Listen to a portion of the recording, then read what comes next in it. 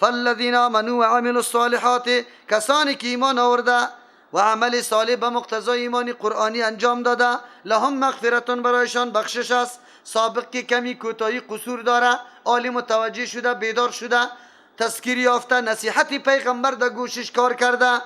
و رزق کریم، برایشان رزق معزتمند است، رزقی که به عزت می باشد در روز قیامت برای مؤمنا داده میشه. عزتمند رزق را میگه که چی دو نه سوال و ذلت و خواری باشه و نه انقطاع، قطع هم نمیشه او خواری و ذلت نیست، بلکه من حیث یک میمان. والذین سعوا فی آیاتنا، پیغمبر خوب بیم دهنده است، لیکن مردم دو طایفه میشه. یک طایفه مؤمنای واقعی دعوت پیغمبر را میپذیره، به بصیرت قلب را میدانه مزایا و افتخاراتش. دوم مردم ها کسانی از سعوا فی آیاتنا، و کسانی که تپ و تلاش میکنه، سعی میکنه، محنت میکشه، فی آیاتنا، در باطل کردن آیاتای ما، رقم شبه ها میاره، وارد میکنه، به خاطری که مردم به قرآن نشینه، قرآن نشنوه، در ترجمه قرآن حاضر نشوه. امروزی مردم کدام است؟ خودتان میشناسی. معاجزین، و کسایی که عاجز کننده هستند. کیره؟ کسایی که سعی میکنه در آیات باطل کردن آیاتای ما، گمان داره که یا الله را عاجز میکنه از گرفتاریشان، نعوذ بالله، فکر میکنه که ما خلاص شوینده هستیم. این عقیده غلط عقیده است. اولئک، این مردم اصحاب الجحیم، یا ملازمین جهنم است یا همراهان جهنم است. چرا که محنت و زحمتش برای ابطال آیات است، نه که آیاتای الله متعال باطل شود، رنگ نگیره، در بین مردم شیوع پیدا نکنه، مردم حقیقت آشنا نشود، یا فقط محنتش همیست. و ما ارسلنا من قبلک، روان نکردیم پیش از توی پیغمبر علیه السلام، من رسول، نیک پیغمبره. بله، پیغمبر تلاشی خیلی زیاد میکرد، دعوت میداد. بله، قرآن برای ما یک حقیقت تاریخی را، عملی را در تمام زمانه ها معرفی میکنه. دعوت در گرای حق میشه، دعوت میکنه، لیکن خبر داره که دشمنای انسی و جنی تلاش میکنه که دعوت ازیره مردم نشنوه، مردم نپذیره. چی میکنه؟ قرآن کریم امو تصویر بر ما میکشه که هر پیغمبر آمده، شیطانا انسی و جنی تلاش کرده که دعوت انبیاء علیهم السلام در گوش مردم نرسه، مردم منصرف شوه از دعوت انبیاء علیهم السلام. چی کارا کرده، چی برنامه ها ریختانده، قرآن بر ما میگه. و ما ارسلنا من قبلک، روان نکردیم پیش از تو، من رسول، هیچ پیغمبری را، ولا نبی، نیو پیغمبری که به شریعت جدید عمل نه، بلکه به شریعت سابق عمل میکنه. از این معلوم میشه در بین رسول نبی فرق است. الا اذا تمنا، پیش گفته بودم، مگر در آن وقتی که تمنا تلاوت و قرائت شروع کنه، القى الشیطان، منداز شیطان، فی امنیتی، دستنای قرائت ازی، زمانی که قرآن تلاوت میکنه به مردم تبلیغ و تقریر میکنه، دستنای قرائت شیطان مندازه وسوسه را در دل یک تعداد مردم. باز چی میکنه الله؟ فینسخ الله، از بین میبر الله ما وسوسه را، یلقی شیطان، که در قلب مردم شیطان انداخته. ثم یحکم الله آیاتی، بعد از او محکم میساز الله آیاتا، مطالب آیات خود در قلبای مردم دلنشین میشه. در اوایل وسوسه ها پیدا میشه، لیکن پسان الله متعال او را زائل میکنه. والله علیم حکیم، الله علیم است، تمامی وسوسه ها را، قلبا را مکمل میدانه، حکیم حکمت والاست. چرا دمی تو رسنا وسوسه ها پیدا شوه، مورد امتحان الله تو را قرار میده که یک طرف وسوسه شیطان، دیگه طرف کلام الله، کدامش تابعداری میکنی؟ وسوسه شیطان یا کلام الله؟ یک طرف عالم قرآن کریم برات باز کرده گفته رایسته، دیگه طرف یک شیطان انسی میایه برات میگه این ترجمه را گوش نگی وهابیسته، این وسوسه شیطانی است، کدامش قبول داری؟ لیکن این مرد را چطور میکنه؟ اگر عمل به وسوسه شیطانی میکرد، زوتی کده میخست، آلی دامن نمیداد ترجمه را، لیکن این مرد که مزه داده، ترجمه قرآن کریم مزه داده، از اون طرف وسوسه میشه، لیکن این ترجمه را ادامه داده، قرآن در قلبش نشسته. ساعتی که ترجمه خلاص شوه میگه که الله در کل عمرم امیروز بود، همین روز روز بود که ما در کتاب الله نشسته. حالی که باز بره که مردکه برش میگه اونجا نرو، به خاطری که اینطور گپ است برش میگه بیا تو برم شروع کن جناب، بیا قرآن تو برم شروع کن، مرا خود در بدر کردی بدبخت، اینقدر عمر از این نعمت بزرگ مرا چی کردی؟ محروم نگاه کردی. ولی به خاطر محروم نگاه کرده بودی که اگر این ترجمه قرآن تو برم بکنی سرسایت بند میشه، ختمت بند میشه، اسقاطت بند میشه، پست قربانیت بند میشه و تو مکلف میشی که اینجا 10 ساعت خو نکنی، اینجا اولادی ما را درس 3 وقت شروع کنی، با ما مردم 3 وقت درس شروع کنی، 1 ساعت برای ترجمه، یکی به حدیث، یکی هم به سیرت. باز اگه ترجمه را شروع کردی تو خود ملامت میشی. از دو خاطر مردم هم میگی نه شما بسیار خسته و زله هستی، من مقدر برابر نیستم زله میشم، ترجمه نمیکنیم، اینطوری میکنیم. یک ماناست. از یاد بر ما واضح شد که در اثنای تلاوت پیغمبر علیه السلام شیطان ها رقم وسوسه ها را در قلب شنونده های قرآن منداخت. رقم وسوسه، هم شیطان جنی انسیا خوشیشته بود. هر کس که از بیرون می آمد اول توصیهشان برشان چی بود؟ اینجا یک نفر پیدا شده دین آبا و اجداد خدا بد میگه، لامذهب شده، گوش دگپایش گوش نگیره. میمانا از بیرون آمده بیچاره سراسیمه میشد که چرا اینطور گپ است؟ هیره وسوسه ها میگه، لیکن خبر نبودن که به مجردی در پالی رسول الله صلی الله علیه وسلم می آمدن و سخن پیغمبر از دهن پیغمبر کلام الله شنیده میشد. باز تاب می آورد کسی که در قلبش نفوذ نکنه، بر مواری نفوذ میکرد. تمام محنت های از خاک چیسته قطی خاک یکسان میشد. یک ترجمه است، درس شد برای ما. ترجمه قرآن که میشه وسوسه ها میشه، حتما وسوسه ها میشه. در ترجمه قرآن چقدر وسوسه هاست؟ یک طرف وسوسه میشه ولا کی میره ولی در ترجمه قرآن 3 ساعت بشینم، این طرف کار دارم، باز روزه هم است، باز افطاری تیار کردن هم است. زنا را اینطور میگه کسایی که شوام بیخو بری در ترجمه هم بری، باز بعد از اینجا دیگو کاسه هم است، این کالاشویی هم است، برو ترجمه را چی میکنی؟ این وسوسه شیطانی است.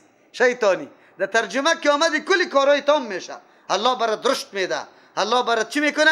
اموتور وجودی تو را امو رقم تربیه میکنه. خودت تنبل تربیه نکنی، متکاسل با همت باشه، الله رشد براتان میده.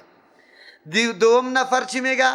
او میگه والا برو گم کوی ترجمه قرآن کریم کم هم نیست، 30 جز است، ما آدم یامی ترجمه قرآن چی میکنم؟ ملاها برو بخیر، خوکو ترا خواب میشه. دیگه طرف یک کمی که آدمی یک کمی صوفی رقم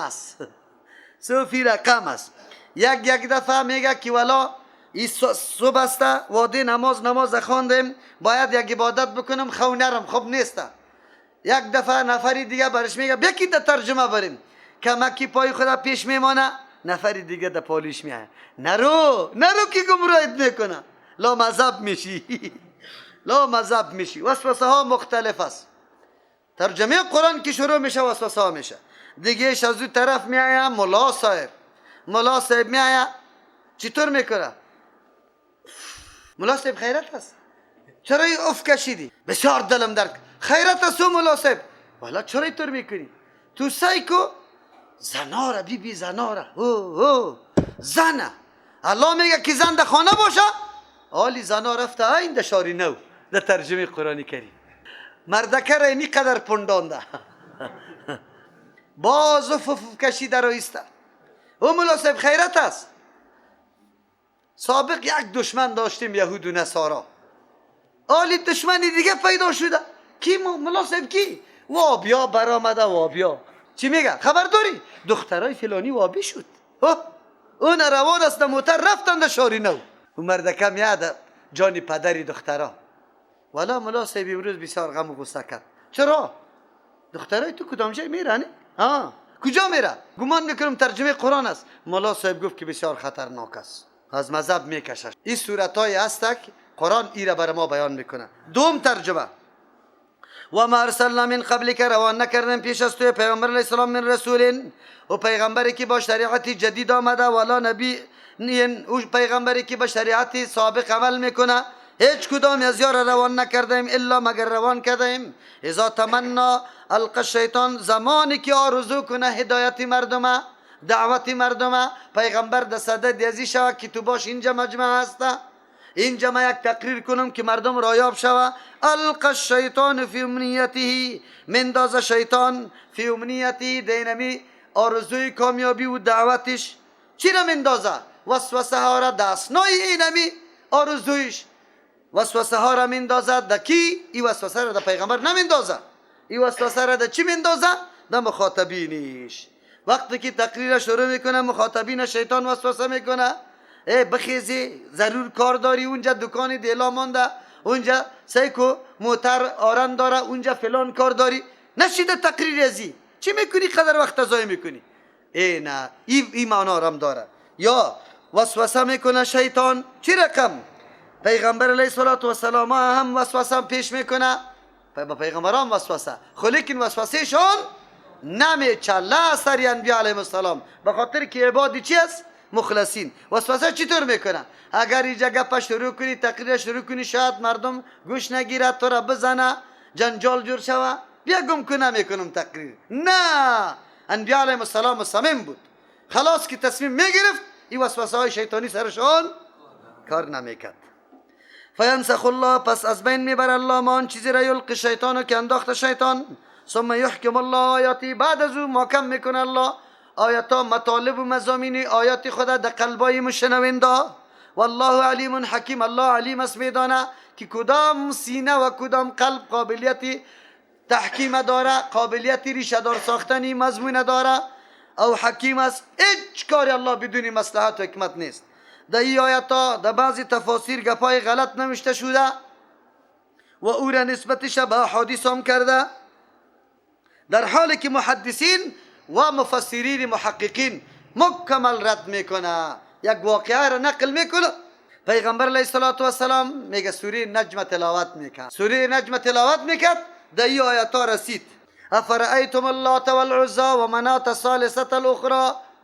این را که گفت در می اسنا که پیغمبر تلاوت میکرد، شیطان دستی آمد، تلک الغرانیق العلا فإن شفاعتهن لترتجا، یا صاحبانی چی است؟ بگوی گردنای بالاست و شفاعت از یام چیست؟ قبول کرده شده است. این آواز شیطان در اسنای تلاوت پیغمبر بالا کرد. وقتی که بالا کرد مشرکین هم موجود بود، یک دم پیغمبر هم سجده کرد و یام قطشان سجده کرد که اوه گپ جور شد دیگه، بتای ما صاحب گردنای چی است؟ بالا بلند است و شفاعتشان هم امیدش کرده شده. این نزدان پیغمبر برآمد. این گپ غلط است. چرا؟ اگر شیطان توان و طاقت کرده بتانه که در اسنای قرائت پیغمبر قرائت کرده بتانه، امن سری وحی باقی میمانه؟ قطعا امن از وحی بالکل ورداشته میشه. یک آیت قرآن کریم است الا عبادک چی؟ مخلصین. خودی شیطان هم میگه بندگان مخلصی من نمیتونم سرش چی بکنم؟ تسلط حاصل کنم. انبیاء علیهم السلام رد اولی مخلصین است. دو سوم یه روایتی که کرده هیچ سند نداره، از امو خاطر در بعضی جاها که گرفته او را موضوعی گفته قطعا شده نمیتونه. او دیگه آیت های قرآن کریم ضرورت به این قصه های واهی نداره و از او خاطر این حکایت یا این قصه بالکل غلط و نادرست است و این آیت هم ضرورت برش نداره. لیجعل ما یلقی الشیطان فتنه، که بگردان الله متعالی آن چیزی را که شیطان انداخته در قلب یک شنونده، فتنه ذریعه آزمایشش، وسوسه در قلبش آمده، شیطان انسی یا جنی در قلب ازی انداخته، شیطان انسی جنی هم انداخته وسوسه را، یا انسی هم برش گفته که نرو، در ترجمه که تو لا مذهب میشی، اینی را الله متعالی ذریعه امتحان قرار میده. للذین فی قلوبهم مرض، ذریعه امتحان برای کسایی است که در قلبشان مرض است، شک است، شک تردد است.